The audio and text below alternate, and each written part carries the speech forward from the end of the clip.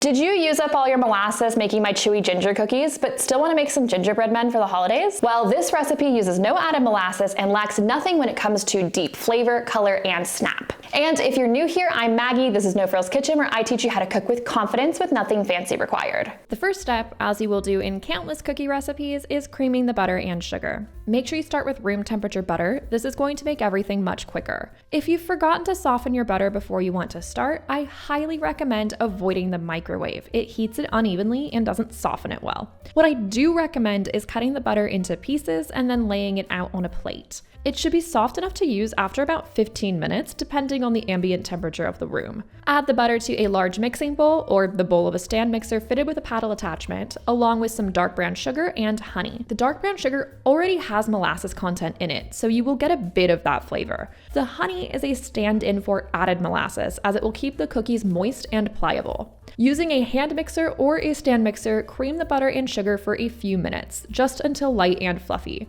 Then go ahead and scrape down the sides of the bowl and add in an egg yolk and some vanilla extract. Mix this just to combine. Now, in a separate bowl, mix together your dry ingredients. Add some flour, baking powder, bicarb soda, and salt to a medium mixing bowl.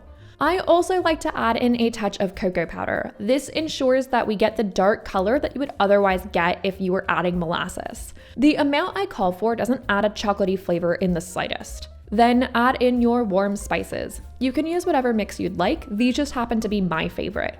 Even pre-made pumpkin pie spice would work fine. I like adding ground ginger, which is the only real necessity here, cinnamon, allspice, cardamom, nutmeg, always freshly grated, and black pepper for a touch of heat. Whisk these into the flour. Then add the dry ingredients to the butter and sugar mixture and mix on low just to incorporate the flour. Be careful not to overwork here. Scrape the dough from the bowl and pat it into a disc and then wrap it tightly in plastic wrap. Refrigerate the dough for at least an hour, but you can make it up to 2 days in advance. Once chilled, turn the dough out onto a lightly floured work surface and gently and evenly roll out the dough. Or you can do as I am and only making half. I'm going to freeze the other half to roll out at a later date. Once rolled out, you can cut the dough into any shape you'd like. Try to maximize the space with your cutters to avoid too much of a border between shapes. If you want, you can also collect the scraps of your cuttings, pat them into a disc, and wrap them in plastic and refrigerate for about a half an hour before rolling out again.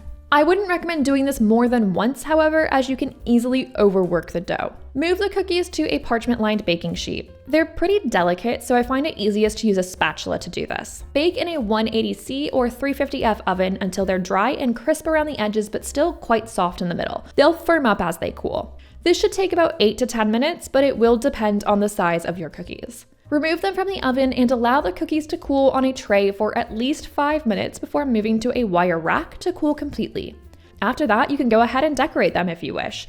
My easy royal icing is great for this. And if you liked this recipe, make sure to hit the subscribe button so you don't miss my next videos. Enjoy!